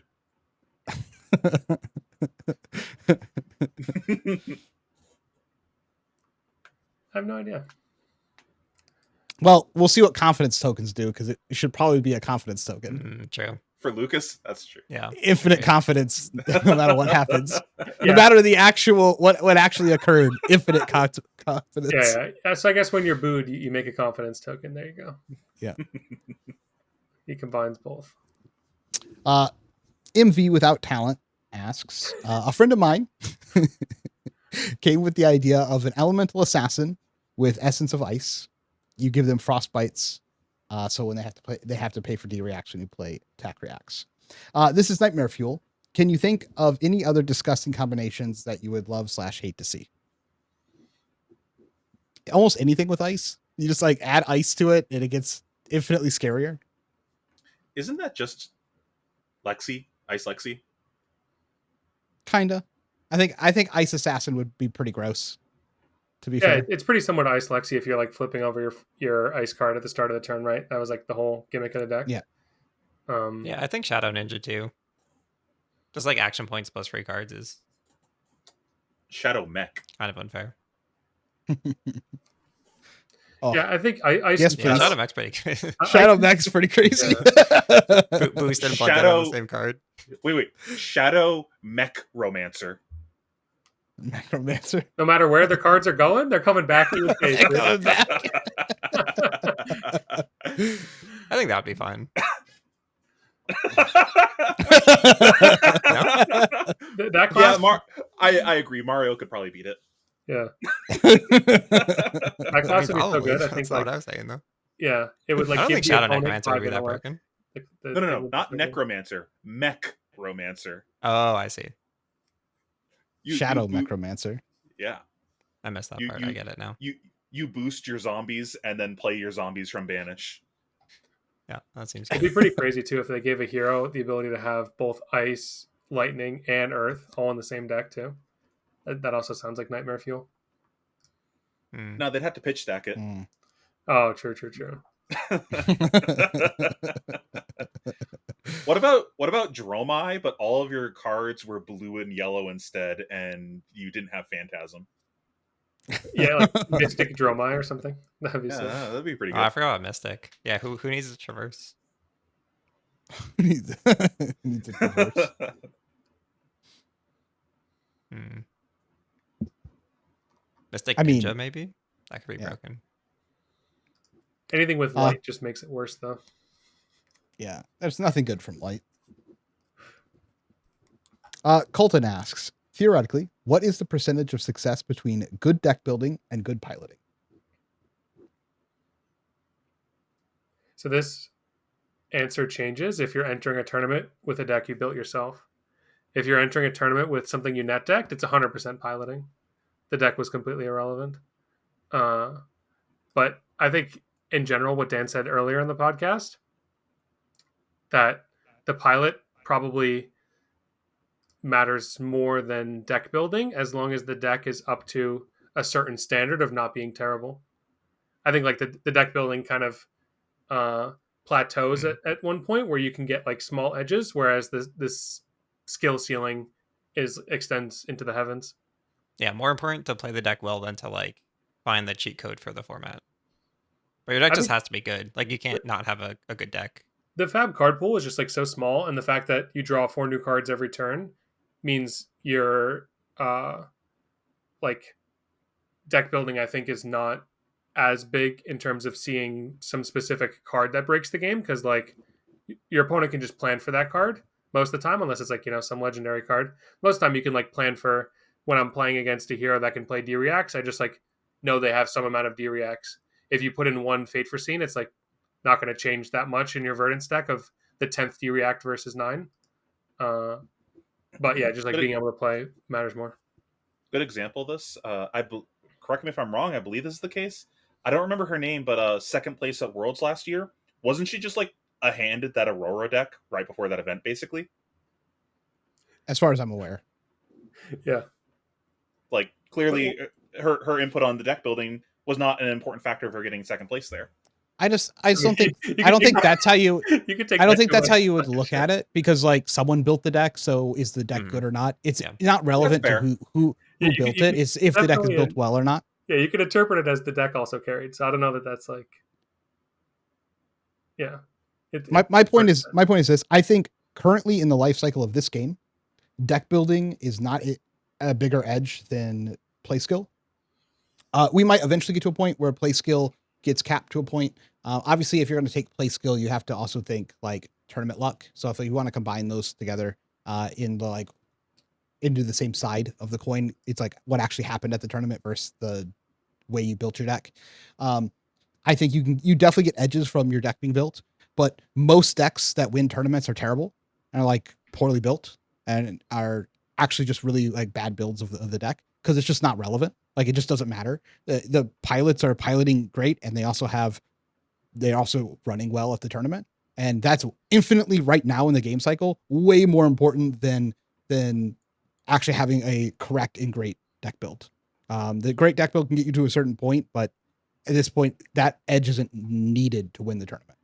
I think will say that it's possible it eventually gets there. I think that flips though when you figured something out that other people haven't. Like we've had instances of that in the game where like, oh, if you figured out the Stubby's Fi thing before anyone else, like you definitely had a deck building edge, or you figured out Starvo. It's just pretty rare in this game, I think, to be able to do that at like a major event. I agree. I'm just saying that does happen. You figured something out before anyone else. It's rare, but if you, I think that usually ends up happening with equipment, right? Like you mentioned with Stubbies, there was also the innovation of like people playing in Dromai, like the ways to make Ash on turn 0. Like people used to not play Crown of Dominion, but like because some people even played Crown of Dominion before Tome, right? Like just having or like the time skipper shoes, just like a way of like making like 10 billion Ash as like just sacking an equipment spot is like an edge that kind of plays into what I was saying before about like it's on the equipment, so it's like it'll happen every single game.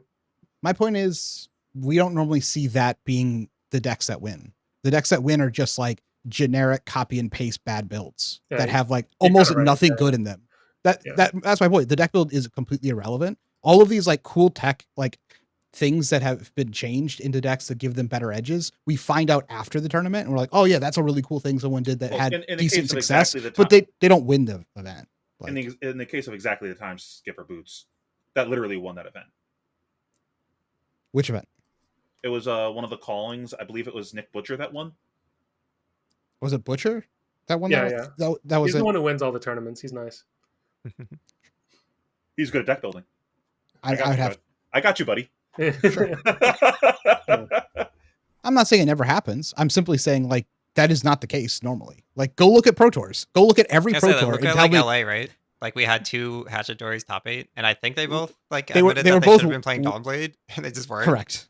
Yes, they were infinitely worse than our build. But no, go look at every Pro Tour and tell me like any of the creative deck builds that have actually topped in any of the Pro Tours, and it's like almost none. They're all just like very standard decks. And some of them are even poorly built. It's just like none of that. It just doesn't matter. Like right now in the game, just play well, draft well. Like there's way too many other areas to like get to try and get your skill expression at that the deck build is like not the relevant part. I mean, Hamilton's always the exception, right? I have an anecdote. Like surely Icelander is an example of the opposite. Yeah. I have an anecdote about that with Hamilton actually. When he read my deck list during open deck list at Indy, he was just like, huh. It's a very clean deck list because my deck list was just so copy paste, just 3 of every card. Yeah. Just didn't matter. Just play the good cards. Well, the card pool was so much smaller back then, though. To be honest, just play the good cards. Yeah. Carnivore asks, how do I best utilize my time rewatching my own games? What things should I be looking for when watching them back? I would highlight like flag specific games that you lost and you don't understand why you lost, and go through the footage and try to find the moment where everything fell apart. Like I think games where you're like winning and then it just all went to shit and you don't know why are really good learning experiences. I think you also want to note times where you were like surprised in a game. And just think about like this is the value of watching back is you can watch back turns prior and maybe that'll clue you in as to, oh, okay, I shouldn't have actually been so surprised here. It was like clear that this is what was the arsenal, or like what was their intention by playing in this pattern. So yeah, just like taking note of moments like Fiona said, just flagging moments where you were surprised that something bad happened and try to understand what prompted it. You can take this as high level or low level as you want. That's the great thing about watching back your own games. I will say it's usually good to do a first pass through a game, and like every start of turn you pause and then you in your mind go, what would I do in this situation? Even though you're watching yourself, you're like, what would I do in this situation? And then you do the thing and then you see if yourself does the thing that you just thought about. And if they don't, then you should probably figure out why you have a disconnect of watching yourself play a game where you're not even agreeing with your own self. That's like an easy way to immediately spot, am I thinking differently now than I was then? Did I miss something then that I'm seeing now, or vice versa? And that's like a good like first pass through the whole game. You can do that. And that should bring up good things. And then if you go through all of that and everything's good, you've worked all that out, you can then go back to like try and go to the next level, which is exactly what Fino was saying. It's like isolating like what turns do I think I lost the game on, and then go watching all the turns around that to see if anything you could have done differently, or like the spots you were surprised. And then if you do all that, there is another level you can go deeper with that, which is just like, how did things that I did in the first 3 like opening of the game impact long term, and were there decisions I could have made differently that might have butterfly affect me into a different spot in this game. I think that is like the next level past that, which is not necessarily do that often, but can be something that you do. You have Cool. anything to add, Dan, or I have something else if you don't? No, Cody said Go what I ahead. was going to say in better Okay. words. I also have one more thing. Okay, Go yeah. So my thing is about like looking to when you have effects like flick knives in Assassin, or you have like blade break equipments, especially something like, for example, you decide to block with your tunic on like turn 5, and you think, okay, in the micro, this stopped me from like losing my arsenal to a leave no witness. But then when I reflect back on the entire game, how would it have played out differently? Because it ended up being a 12 turn game. Would I have gotten more value if I had just, lost one card, but had 2 to 3 more tunic counters?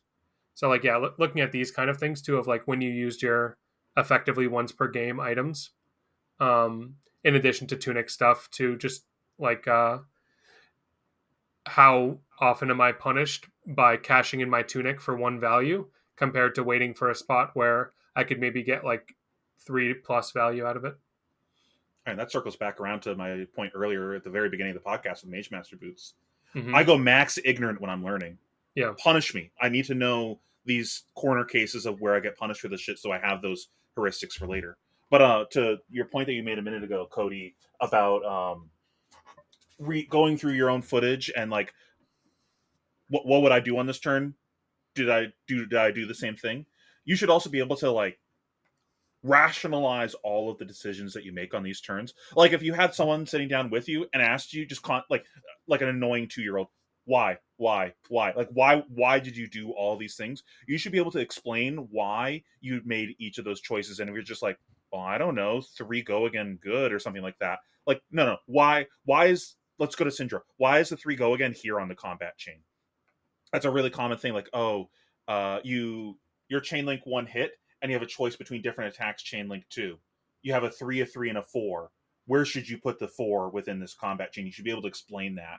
Like, oh, well, I know if I put the 3 here, if they block it, I'm going to flick, and then I make my next chain link more awkward to block.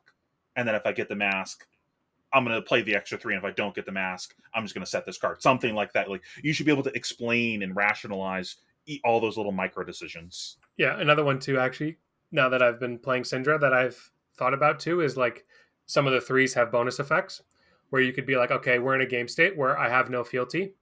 One of my 3s is a vanilla 3. The other 3 is on hit mark.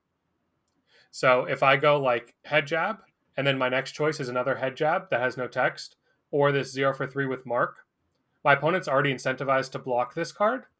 So if I make the mark the one as chainlink 4, when they've already decided to stop chainlinks 2 and 3, then I potentially get a mark in at the end because they don't have to block that card. Now it sets me up for fealties. Maybe it's my first fealty, and that like lets me play more, as opposed to just seeing 3 and being like, they're going to block it anyway. It doesn't matter. Agreed. Anything else? Sorry. No, we're good. Mr. Ark asks, do you have any Gravy Bones tips for a player who has only ever played decks that dunk on Illusionists and never played one myself? Asking for a friend.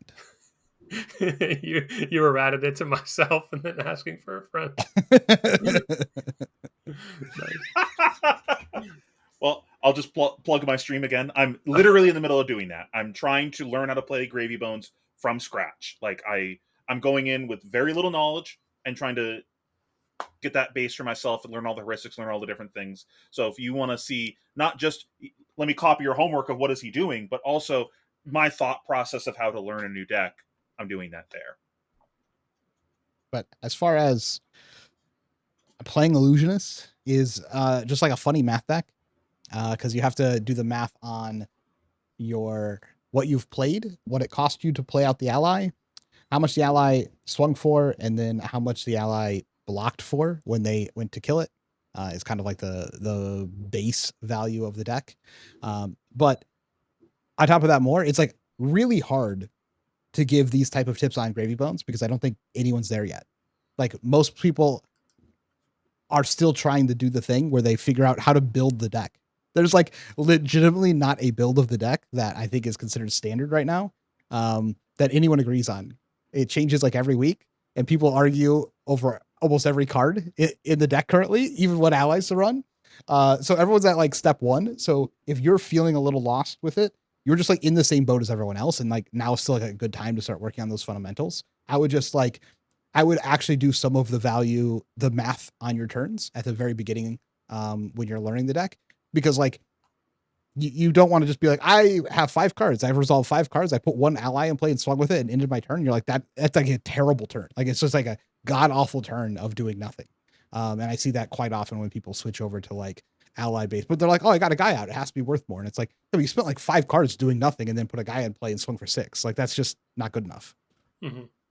Yeah, I think you're like halfway there, Cody, in this explanation of like spending 5 cards to put a guy on board. Typically, how at least my experience playing Illusionist has been like they almost always have one funny turn, which is usually not using 5 cards to put one guy on board. It's using like 5 cards plus something that was already on board to put like 3 guys on board and threaten your opponent, forcing them to block with a bunch of cards. So I think like usually Illusions just have like one turn, and it can happen more than once if you're drawing nice, but usually it's at least one turn where you just like make your opponent invalidate the game. You make your opponent have to make like 17 bad decisions and have to draw the most specific answer to even have a chance to make it still a game anymore. Otherwise, the game's just over. Yeah, like one of the first things that I did was I started trying to isolate what I thought were all the strongest interactions in the deck.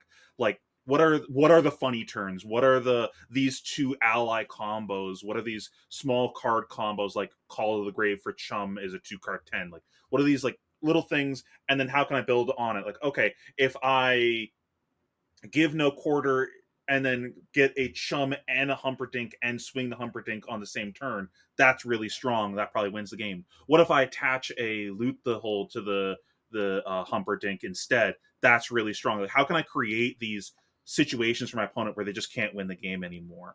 And now that I've isolated these couple strong things, that's going to inform the rest of my decision making as far as the deck building and my turn to turn decision making goes. I'm trying to work towards that. And Gravy has the benefit of you can like let allies chill in your graveyard for the most part into like most matchups, right? I mean, you can understand if your opponent's playing Sunken Treasure or Gravekeeping or Invert, right? There's some niche edge cases, but for the most part, you can let them sit in the graveyard kind of like Prism with like unflipped Figments, and you just like, okay, now I've decided I've drawn the main deck cards. My opponent's not presenting a disruption. I'm not even considering blocking this damage because my turn is just going to potentially snowball myself into winning the game. Dan, you're Mr. Illusionist guy. Surely you have lots of advice. I mean, I do fit into this pretty well. Like, I typically play decks that target Illusionist, but I don't know. I might be too tired. I don't have any good thoughts right now. My gravy learning was more just like getting a feel for the cards. I haven't gone deep into like getting good at the deck yet.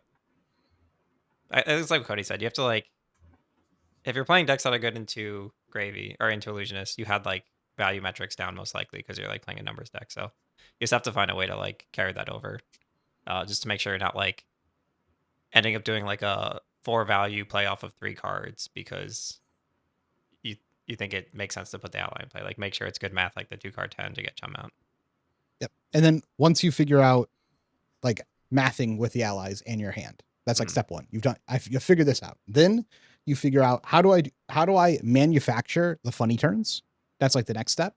And then the next step after that is how do I resolve what looks like terrible math hands that get me funny turns or win the game because they're based on game plans. Because eventually you'll get to a point where with like a Illusionist type deck where you just do stuff that doesn't make sense, but it always leads you to the funny turn or to the overall game plan that wins the game, even if it mathematically makes no sense on that turn. But that's Sometimes like you play step 2 allies 3. and pass, and you do no damage, and that's okay. Maybe. Or maybe you let them clear your board in a fatigue matchup because now this is your spot to start playing items. Because before the items kind of suck to play because you're not establishing more allies, so they're just going to keep hammering your allies. Well, now that they finish clearing, I'll just get my things in play. Things like I that. think it was also a good example is where you were playing at AGE and you were playing Call of the Grave and you picked up the amulet, you put the amulet in to grab that, and like the announcers even said, "Oh, you just grabbed Sawbones here," and like you ended up grabbing Sawbones, but your first thought was like, maybe I'm going to put this amulet here. And I think that's like one of those type of plays in an Illusionist deck where if you know the game plan, you know 100% what you're doing, like that can make a lot of sense. I'm going to grab this, put this on the board, because now with this on the board and my boots still up, I can manufacture the big turn that's going to do the thing. And that's the only thing that matters in this game. It doesn't matter if I get Sawbones out here and like put a mini good board out and deal damage. Like that just might not be relevant to the game. Sometimes it is relevant to get the Sawbones out and swing, but it's like knowing that difference. And that happens on like step 3 when you realize when you can like sack value on individual turns to build up to the big turn where you cash in all of that value that you've sacked. Well, with that said, I think we've gone long enough tonight. So take care, everybody. It was great chatting with everyone, talking about the new set. Hopefully you are as excited about it as we are. See ya. Yeah, we're getting rid of the envelope 7 here, but envelope What we could do and here is go ahead darkness. and play the envelope. All 3 pitches of envelope and darkness.